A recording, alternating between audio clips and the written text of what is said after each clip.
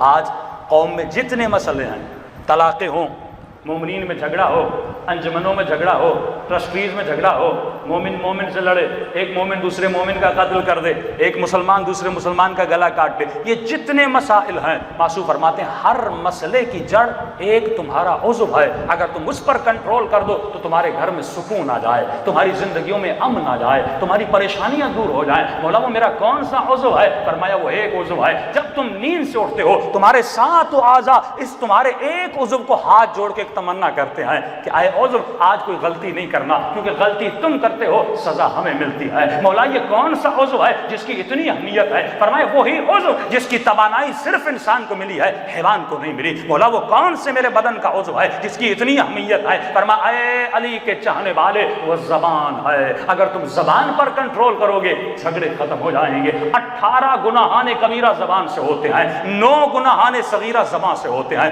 شرک انسان زبان سے کرتا ہے، کفر انسان زبان سے بکتا ہے، تہمت انسان زبان سے لگتا ہے، لوگوں کی عزتیں زبان سے پامال ہوتی ہیں، لوگوں میں جھگڑے زبان سے کرواتا ہے، میاں بیوی میں طلاقیں زبان کی وجہ سے ہوتی ہیں، کسی کا قتل زبان کی وجہ سے ہو جاتا ہے، فتنے فسادات سارے اس کی جڑ کیا ہے؟ زبان کی وجہ سے ہے۔ پر میں جس کا اپنی زبان پر کنٹرول نہیں ہے یہ علی کا چاہنے والا نہیں ہو سکتا، یہ اللہ کی ولایت میں داخل ہونے کی قابلیت نہیں رکھتا۔ یہ زبان ہے جو انسان کو فسادی بناتی ہے، یہ زبان ہے جو انسان کو بدبخت بنا دیتی ہے۔ اگر تو زبان پر کنٹرول نہ کرے، اب مولا کے جملے سنیے، امام فرماتے بے وقوفوں کی کچھ نشانیاں ہیں، علی والا عقل مند ہوتا ہے، بے وقوف نہیں ہوتا۔ اگر عقل مند بننا ہے تو علی جیسی صفات کو پیدا کرنا ہوگا، ورنہ بے وقوف تو کائنات میں بہت گھوم رہے ہیں۔ دنیا کو دیکھ کر اپنے کردار کو نہ بنایا کرو، بلکہ علی کے کردار کو دیکھ کر اپنے کردار کو سنوارا کرو۔ مولا کیا کرو؟ فرمایا عقل مند کی کچھ نشانیاں ہیں اور بے وقوف کی کچھ نشانیاں ہیں۔ فرمایا پہلی نشانی بے وقوف کی یہ ہے، یہ زیادہ سے زیادہ باتیں کرتا ہے،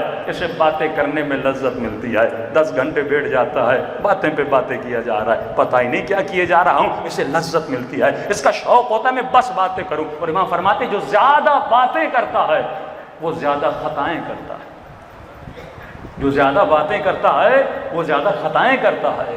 اب خطا پہ خطا کرتا ہے اور اس کا ایک نتیجہ ہوتا ہے، جب زیادہ باتیں کرے گا زیادہ خطائیں کرے گا، اور جب زیادہ خطا کرتا ہے تو اس کے نتیجے میں یہ بے حیا بن جاتا ہے، حیا سے دور ہو جاتا ہے۔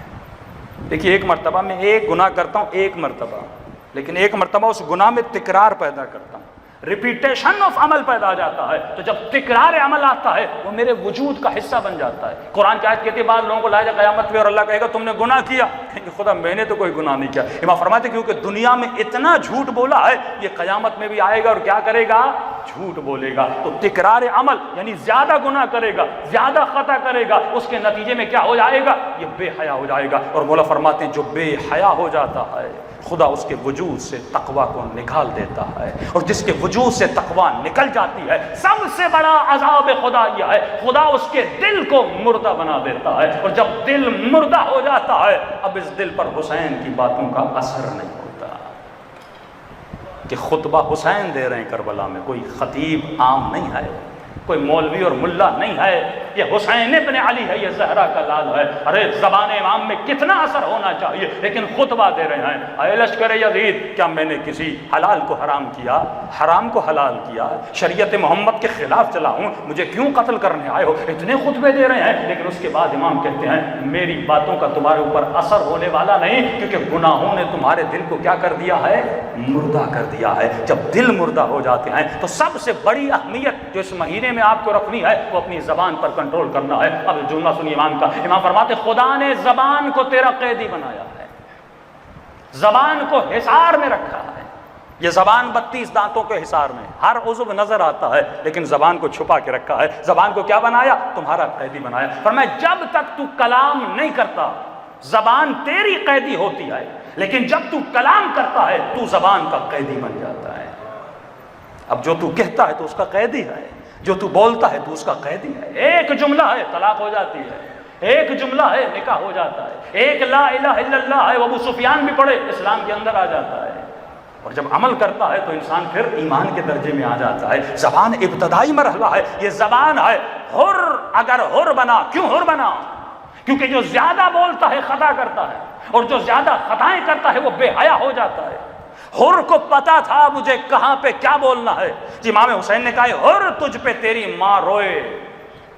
اگر حر تأمل نہ کرتا، تفکر نہ کرتا، جو منہ میں آتا حسین کے سامنے بول دیتا، تو آج یہاں پہ حر کے لیے رحمت اللہ علیہ کے جملے استعمال نہ ہوتے. لیکن حر نے سوچا اور سوچنے نے حر کو حیا عطا کیا. کہ حر حسین تو بول سکتا ہے لیکن تو نہیں بول سکتا، کیونکہ اس کی ماں سیدۃ النساء العالمین ہے.